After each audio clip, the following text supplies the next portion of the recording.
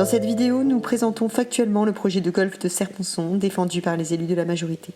Nous aborderons l'avancement du projet, les terres envisagées, le coût et le mode de gestion, les retombées économiques, les impacts environnementaux et enfin notre position en tant qu'élus. Où en est le projet ? 2 études de faisabilité et une proposition d'adaptation ont été produites. Une première étude de faisabilité commandée par la commune de Crau en octobre 2017 au cabinet MKG pour un golf 9 trous. Elle souligne notamment, je cite, le faible apport d'un projet golf de 9 trous et le fait que les tours opérateurs spécialistes du golf interrogés ont indiqué ne recevoir aucune demande de clientèle pour un parcours 9 trous. Ensuite, la communauté de communes récupère la gestion du projet et le réoriente vers un golf 18 trous. Elle réalise une seconde étude rendue en décembre 2019 avec JB Consulting et Golf Projet.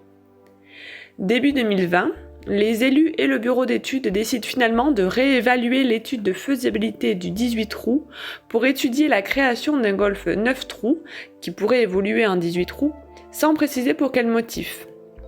Le cabinet avance que le 9 trous connaîtrait une nette progression sur le marché de l'offre, que c'est un format encouragé par la FF Golf et qu'il permet de réduire les coûts d'investissement et de fonctionnement, de diminuer le foncier nécessaire et l'impact environnemental de près de 40%.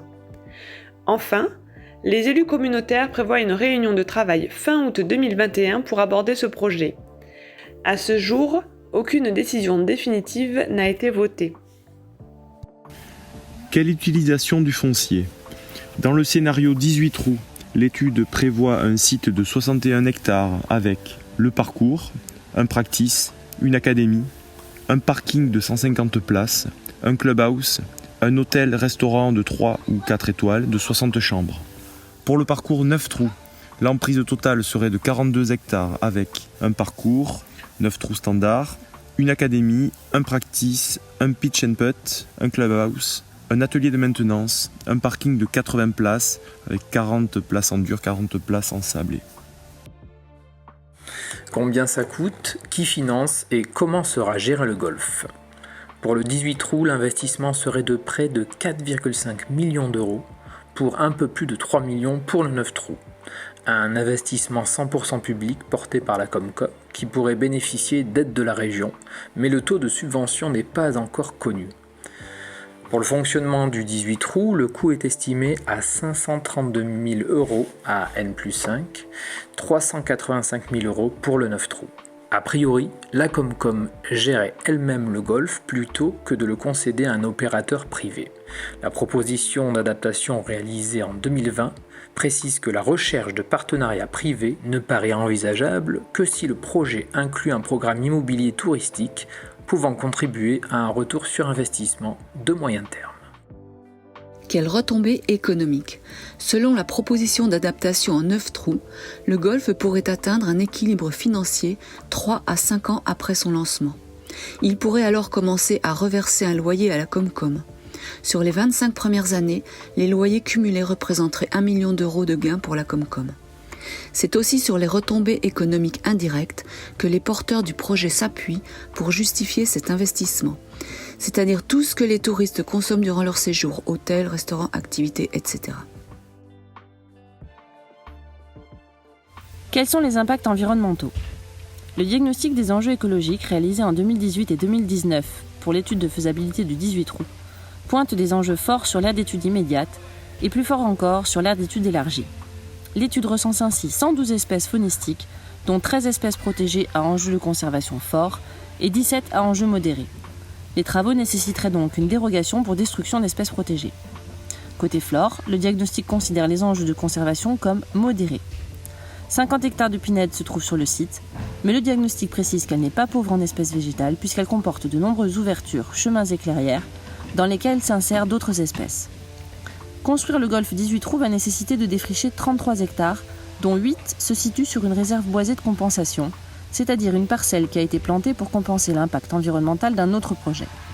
Comme la superficie totale à défricher dépasse le seuil des 25 hectares, il sera nécessaire de réaliser une étude d'impact et une enquête publique. Le gazon devra être arrosé. Les besoins en eau sont estimés à 90 000 m3 par an, soit la consommation d'environ 750 habitants. Le golfe pourrait utiliser de l'eau retraitée par station d'épuration proche, mais le cabinet précise qu'un surcoût important est à prévoir, expliquant qu'il est impossible d'économiser à la fois de l'eau et de l'argent. Il n'y a pas d'indication précise sur l'utilisation ou non d'engrais et de pesticides, à part un budget alloué pour les 4 premières années de fonctionnement, avec 32 000 € d'engrais, 32 000 € de produits phytosanitaires. La surface précise de sol à artificialiser n'est pas connue, elle dépendra de la construction ou non d'un hôtel. Le défrichement, la destruction d'espèces protégées, le forage pour l'eau, toutes ces actions impliquent des dérogations. Pour qu'elles soient accordées, le projet devra certainement être reconnu d'intérêt public. Quelle est la position du collectif Sens pour Embrun ? Le 9 trous coûterait 3,5 millions d'euros à la communauté de communes et le retour sur investissement d'1 million d'euros sur 25 ans laisse entrevoir un lourd déficit pour la collectivité. Si c'est un projet hôtelier qui doit permettre d'atteindre l'équilibre, le projet change de nature et le coût environnemental augmente. Et qui gérerait l'hôtel ? Est-ce le rôle d'une collectivité de prendre en charge la gestion d'un golf et potentiellement d'un hôtel ? La première étude commandée expliquait que les tours opérateurs spécialisés ne recevaient aucune demande de clientèle pour un parcours 9 trous. Après avoir défendu un 18 trous pour des raisons économiques, le cabinet d'études, également constructeur de golf, défend un 9 trous, assurant que la FF Golf encourage la création de ce format qui, je cite, « concerne un panel important de clientèle potentielle ». Pourquoi ce revirement ? Autre interrogation. Le tourisme représente déjà une part importante de notre économie. N'y a-t-il pas un risque à augmenter notre dépendance au tourisme ? Une économie résiliente n'est-elle pas, au contraire, une économie diversifiée ? Comme l'a fait remarquer le groupe d'opposition à Embrun Partageons l'avenir, nous devons effectivement adapter notre offre touristique au réchauffement climatique en allant vers du 4 saisons. Nous soutenons leur idée d'organiser des assises du tourisme, mais avec des garanties que la parole des citoyens sera prise en compte. À l'horizon 2050-2070, alors que le golfe ne sera pas encore amorti, l'agence de l'eau prévoit une baisse de moitié du débit moyen des rivières de la région en été. En 2021, il manque déjà 1,3 million de mètres cubes chaque été sur la région pour satisfaire tous les usages en respectant les débits réservés. En cas de conflit d'usage, l'arrosage des golfs passera à juste titre après l'irrigation et l'eau potable. Cet équipement deviendrait obsolète avant même d'être amorti. Nous souhaitons obtenir des réponses, des garanties et des engagements de résultats. Notamment, quels travaux devront précisément être réalisés ? Quel procédé sera utilisé pour obtenir du gazon sur ce terrain inadapté ? Quels produits phytosanitaires seront utilisés ? Le projet comportera-t-il un complexe hôtelier ? Quelle surface devra être défrichée ? Quelle surface devra être artificialisée ?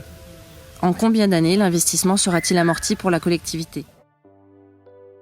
Quand des réponses auront été apportées à toutes ces interrogations, nous estimons que les habitants de Serponçon auront suffisamment d'éléments pour trancher eux-mêmes sur la réalisation ou non de ce projet via un référendum local.